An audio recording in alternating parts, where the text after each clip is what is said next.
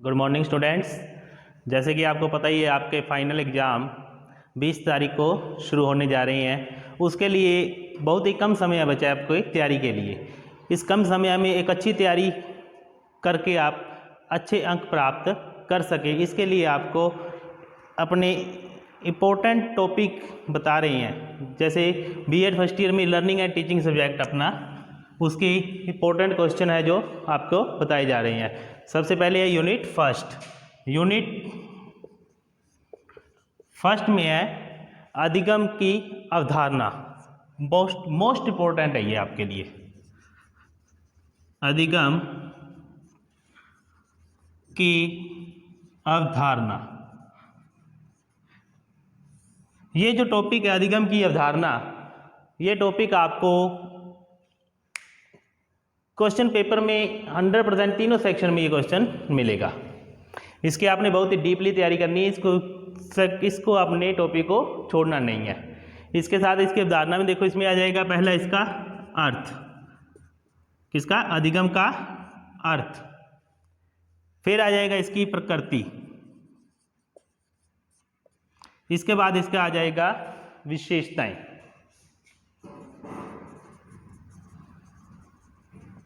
ये जो टॉपिक है अधिगम की अवधारणा, ये बहुत ही इंपॉर्टेंट है, इनको अपने जरूर पढ़ना है। इसके बाद अपने आएगा इसको अधिगम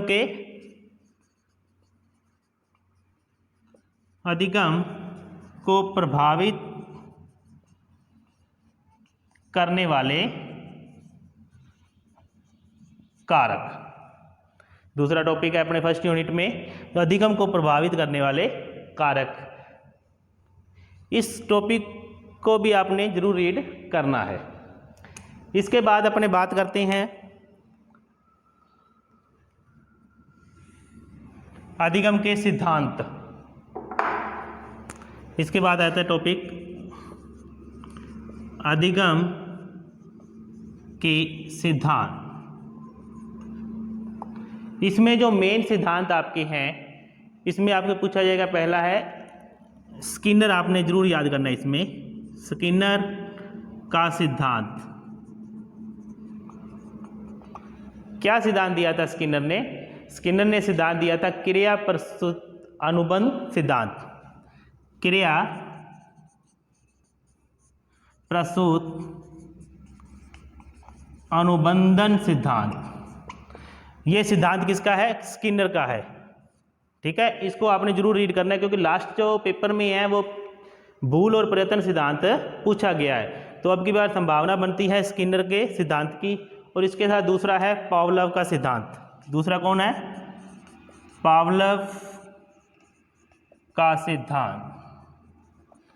पावलोव ने कौन सा सिद्धांत दिया था, पावलोव ने सिद्धांत दिया था क्रिया प्रस्तुत अनुबंधन सिद्धांत। सेम इसका ही है, ठीक है, दोनों का सेम है। तो इस प्रकार आपने ये फर्स्ट यूनिट में ये टॉपिक आपने क्लियर करने हैं, जरूर पढ़ के जाने हैं, इसमें से ही क्वेश्चन पूछा जाएगा। अब बात करते हैं अपने दूसरी यूनिट की। दूसरी यूनिट का टॉपिक है आपके यूनिट सेकंड में है शिक्षण।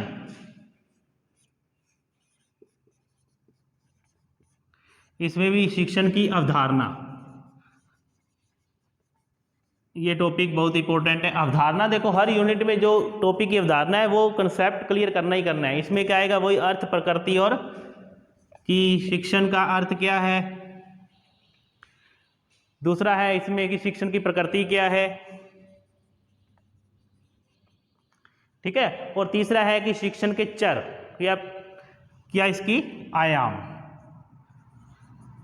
आयाम कह सकते हैं, इसको चर भी बोल सकते हैं। ये टॉपिक आपने जरूर पढ़ के जाना है, जो कि 100% इसमें से क्वेश्चन आएगा। फिर इसके बाद नेक्स्ट क्वेश्चन बनता है अपने शिक्षण की प्रक्रिया। शिक्षण की प्रक्रिया कि क्या प्रक्रिया है, इसमें कितने चरण रहते हैं,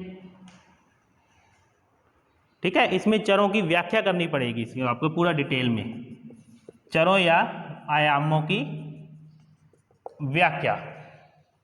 ठीक है स्टूडेंट, ये इसमें दो ही टॉपिक, सेकंड यूनिट में दो ही क्वेश्चन जो मेन बनते हैं, शिक्षण की अवधारणा, पूरी अर्थ, प्रकृति और आयाम। इसमें से छोटे क्वेश्चन भी पूछ सकते हैं, तीनों सेक्शन में से इनमें से क्वेश्चन आपको आएंगे, इतना रीड जरूर करना है।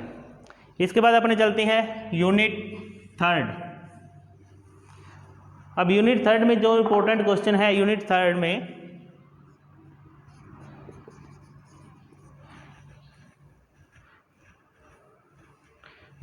में आपको है अभिप्रेरणा, मोटिवेशन।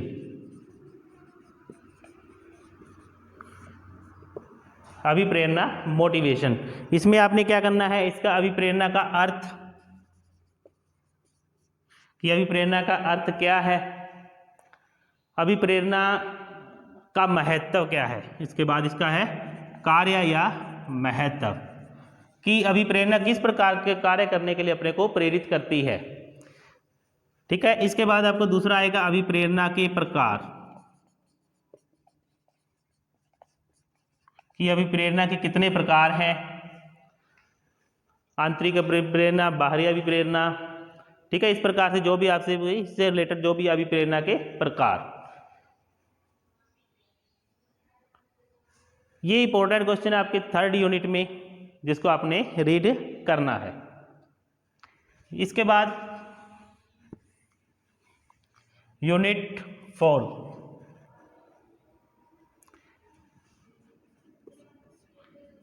यूनिट फोर्थ में आपको विकास टॉपिक आपका है, इसमें विकास, तो इसमें आ जाएगा विकास की अवधारणा, कि विकास का अर्थ क्या है, विकास की अवस्थाएं क्या है,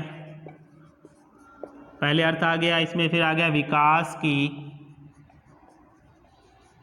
अवस्थाएं। जिस प्रकार से अवस्थाएं होती है ना, शैशवाकाल, बाल्यकाल, किशोराकाल, प्रौढ़ाकाल, इस प्रकार जो भी विकास की अवस्थाएं हैं उनके बारे में आपने जरूर पढ़ना है, इससे रिलेटेड क्वेश्चन पूछे जाते हैं। फिर आते हैं विकास के आयाम, विकास के आयामों की व्याख्या, इससे रिलेटेड क्वेश्चन पूछे जाते हैं, इसलिए आपको इसमें ये चीज़ याद करनी है। इसके बाद आपने पढ़ना है इसी टॉपिक में, विकास में ही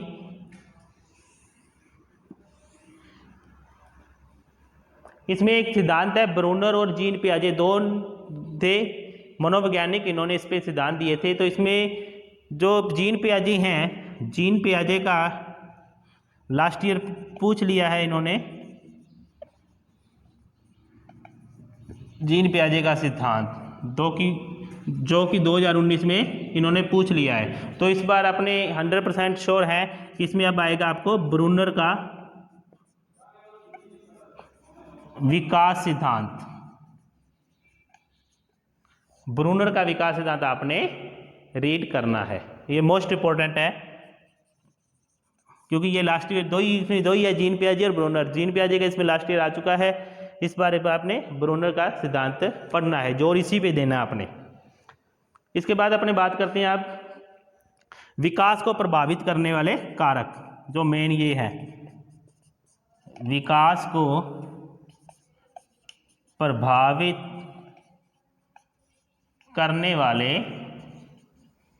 कारक, क्योंकि जो मेन टॉपिक है विकास, तो विकास जब होता है इंसान का तो उसको प्रभावित करने वाले कारक भी होते हैं। तो जो ये मोस्ट इंपॉर्टेंट है, विकास को प्रभावित करने वाले कारक, इसको भी आपने रीड करना है। ओके स्टूडेंट्स, अब अपने बात करते हैं यूनिट फिफ्थ यूनिट, जो कि बिल्कुल लास्ट यूनिट आपकी। इसमें आपका मेन सिलेबस में टॉपिक अपना है अधिगम कर्ता, अधिगम कर्ता, जिसको बोलते हैं लर्नर। ठीक है, तो इसमें जो मोस्ट इंपॉर्टेंट क्वेश्चन बनेंगे वो आपके हैं अधिगमकर्ता की आवश्यकता। फर्स्ट ऑफ कौन सा है, अधिगमकर्ता की आवश्यकता। कि अधिगमकर्ता की आवश्यकता क्या है, कि जब अधिगमकर्ता की कोई आवश्यकता नहीं होगी तो उसको उस आवश्यकता की संतुष्टि कैसे प्राप्त होगी। तो दूसरा इसमें मेन क्वेश्चन दूसरा बनता है इसमें, अधिगमकर्ता और अध्यापक, अधिगमकर्ता और अध्यापक में संबंध,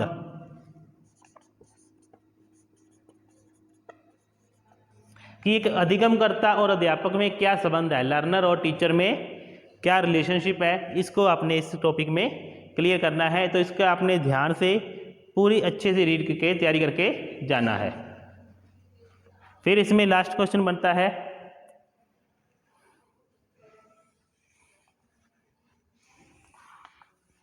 लास्ट वेरी इंपॉर्टेंट क्वेश्चन है, ये अपने नहीं छोड़ना, कि अधिगम की जो प्रक्रिया है, अधिगम की प्रक्रिया कभी न खत्म होने वाली है, कभी न खत्म होने वाली, कि जो अधिगम की जो प्रक्रिया चलती है, देखो अधिगम की जो प्रक्रिया जीवन पर्यंत चलती रहती है, अधिगम कभी भी खत्म नहीं होता, जब तक इंसान जीता है जन्म से लेके मरण तक ये अधिगम चलता रहता है।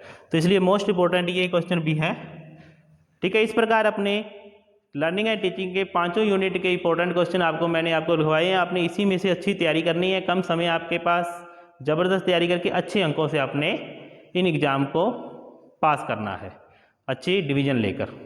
थैंक यू, धन्यवाद।